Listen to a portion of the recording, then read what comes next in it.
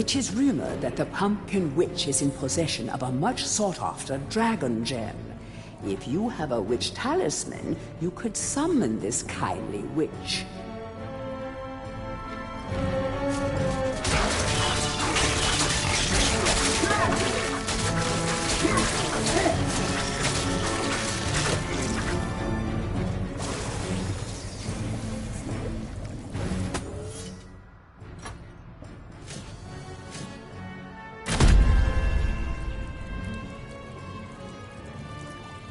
Greetings, kind sir. I am the Pumpkin Witch. I'm like a mother to those pumpkins. I give them all the love and care a young fruit could ever ask for. From the moment they first push a shoot above the soil, right up until their heads are cut off and eaten. And look, see how they repay me, running around and causing mischief. That nasty old big pumpkin has a bad influence on the young seedlings. If you teach him a lesson in manners, I might give you a nice present.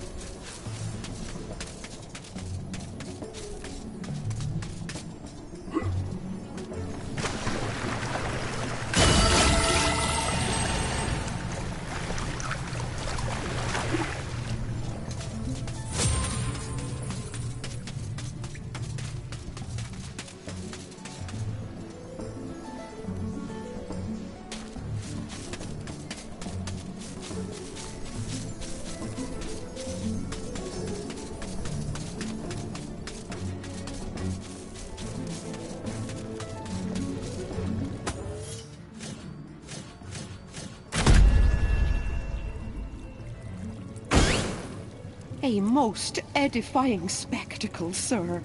Man and vegetable in a magnificent duel to the death. Oh, I've come over all of a doodah. Here, have this lovely dragon gem as your reward. Oh, lovely, majestic creatures dragons are.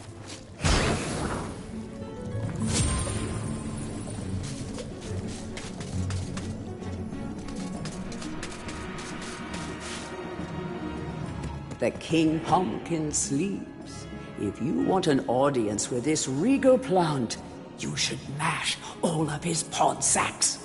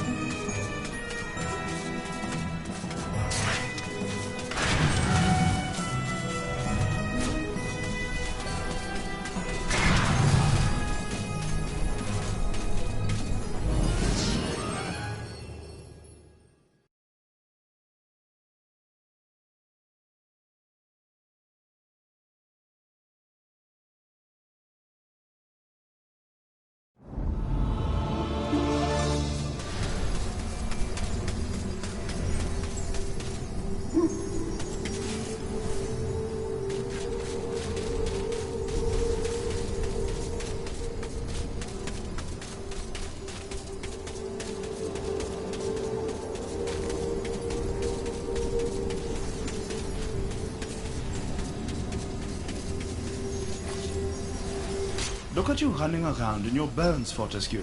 You're so nouveau day. I, Ravenhooves, last prince of the centaurs, have not galloped the earth in over 10,000 years.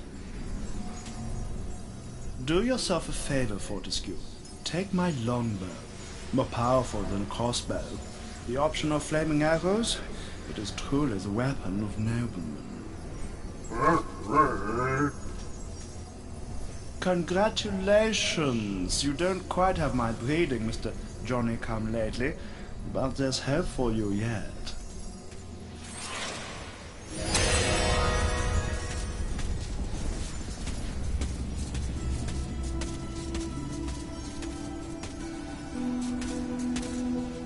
Only when you are truly worthy as a hero will you be able to ascend to the higher level of this hall. When you have paid homage to all of the heroes in the lower hall, the ghostly stairs will then become solid.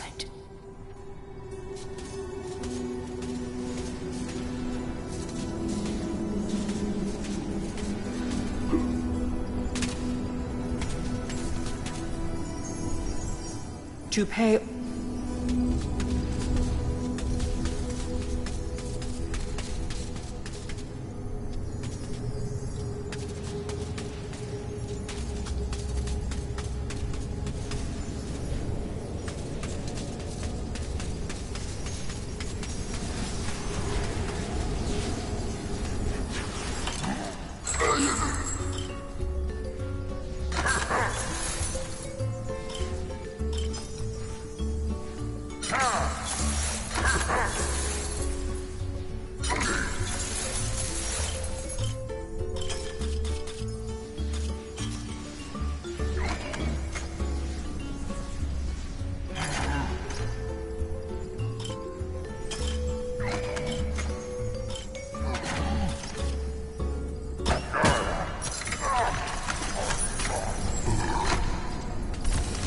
Gaining ally.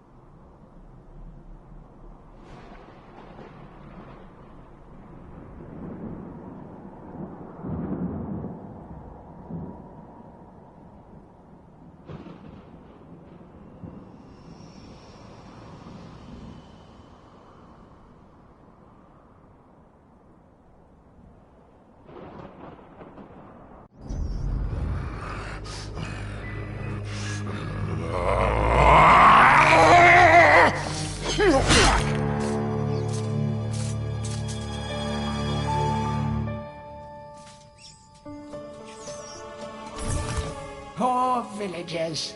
The Master possesses them. It mustn't hurt them. Hurt guards, though. They seek out an object of great power.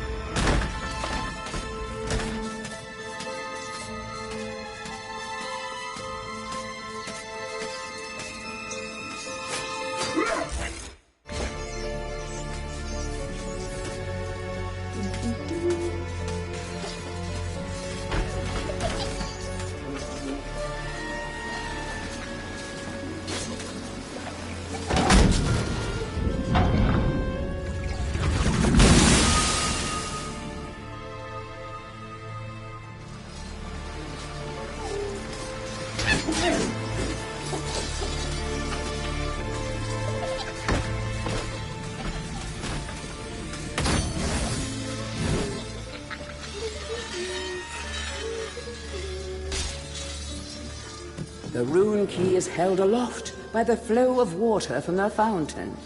You may have to wait for the next drought.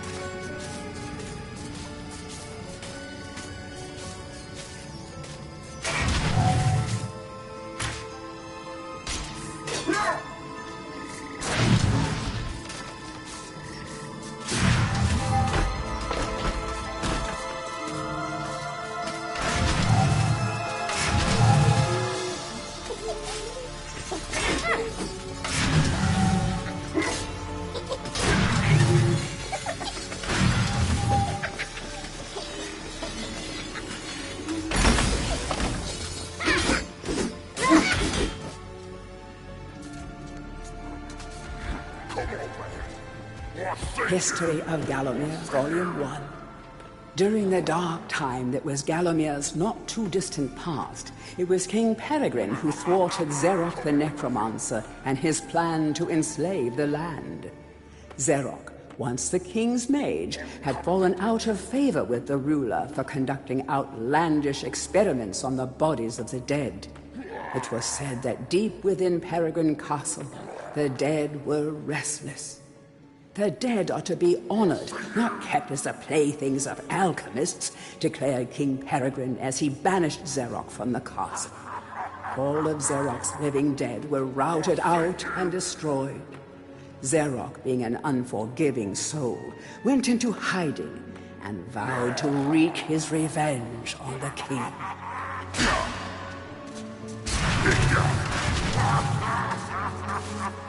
History of Gallowmere, Volume 2. Rumors of ill-doing and dark deeds abounded through the land of Gallowmere. It was whispered that Zarok had employed the aid of shadowy demons to help build a vast castle. Under the cover of night, Zarok's dark army spilled forth from their corrupt haven. The army marched south across the Silver Mountains and through the Silver Woods. Soon afterwards, even the Pumpkin Lands belonged to Zarok. The folk of Gallowstown cried out for help. "Save us, good King Peregrine." Retaliation was swift and violent. King Peregrine's forces, led by the brave Sir Fortescue, drove Zarok's army back from Gallowstown. Oh, there was much rejoicing, but the war was not yet over. History of Gallowmere, Volume 3. News that Zarok's army had now taken the Floodlands caused much concern. From this vantage point, Zarok could march west to take the Enchanted Forest. This sacred place would prove a bitter defeat if it fell into the hands of the evil sorcerer. It was Sir Dan Fortescue who once again led the king's militia to rid the demon host from the land. Yet the evil wizard was cunning and had prepared an ambush. Titanic battle ensued, of which history has never seen the like. It is said that the day would have gone to Zarok, but for the skill and valor of one man. Fortescue led the charge deep into the massed ranks of the undead, felling Zarok's bodyguard, the fearful Lord Kodok, and before finally succumbing to his own mortal wounds, slew the traitorous sorcerer with a mighty sweep of his sword.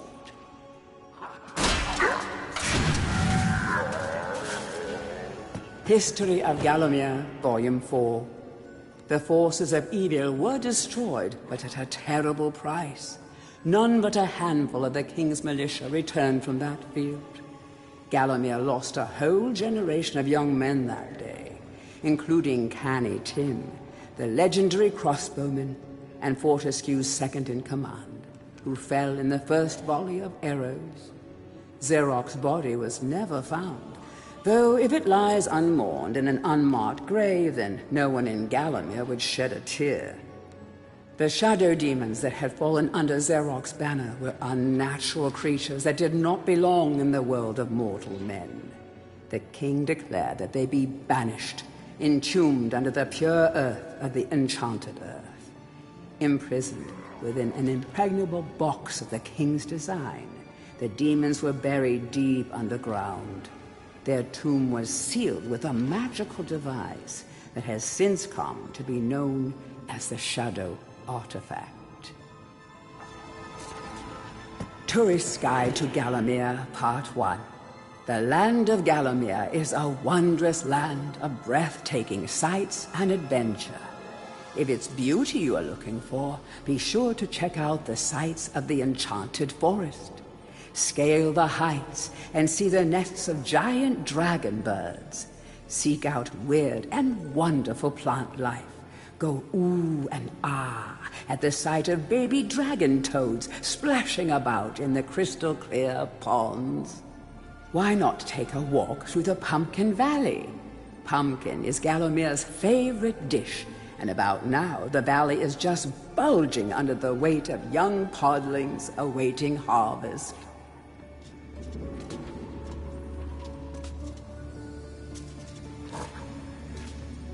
Tourist Guide to Gallowmere, Part 2.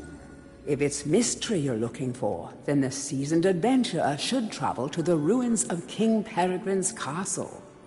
Yes, this is the fortress from which the fabled King Peregrine once hailed. It is said that the king's crown was lost in the dungeons below the castle, and that the ghost of the regent himself now haunts these cold stone passageways. Spooky. Why not take the swamps and seek out the mythical town of Mellowmead?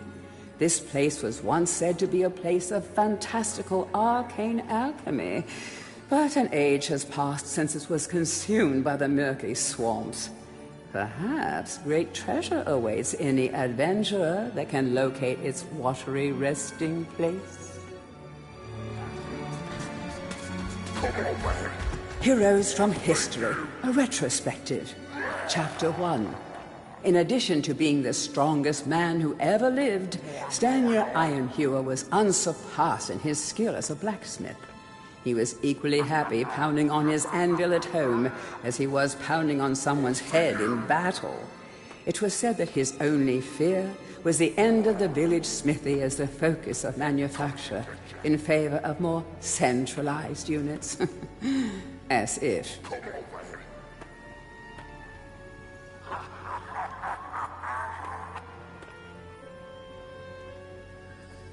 Chapter 2.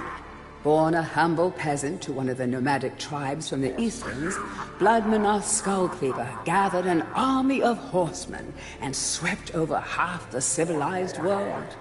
When he finally died, attempting a single-handed attack on a garrison in the north while armed only with a spike on his helmet, he was the richest and most powerful peasant of his day.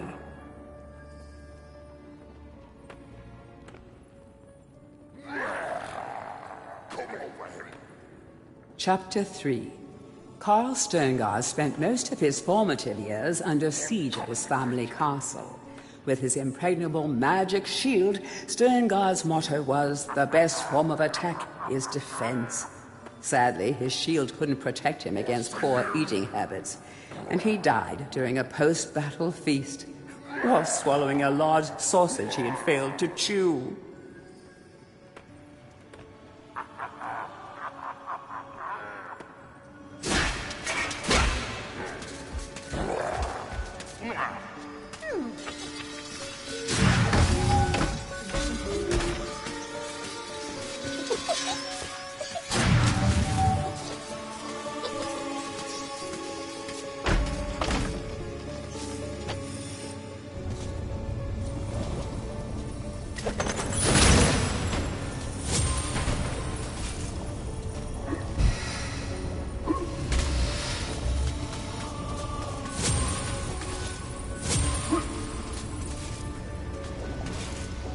Blacksmith's Monthly. Old Man Willie...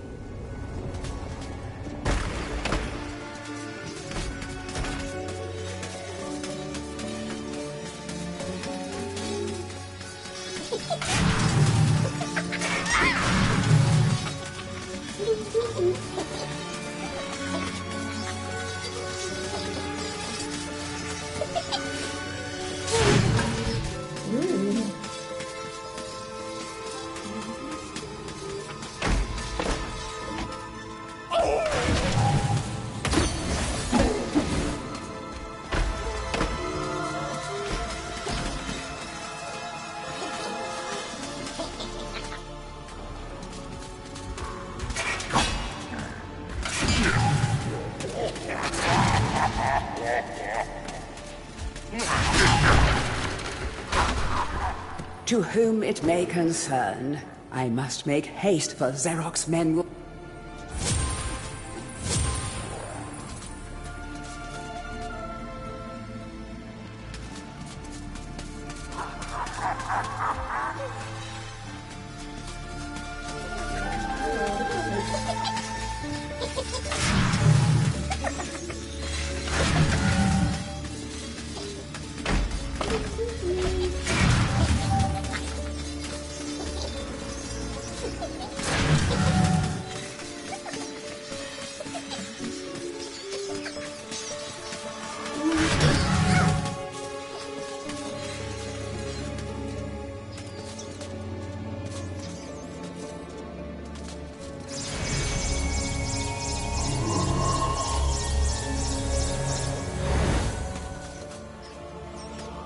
A crucifix once stood here, but the mayor took it.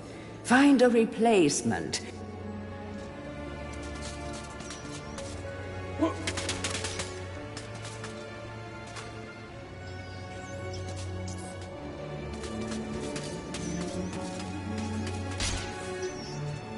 A crucifix once stood here, but the mayor took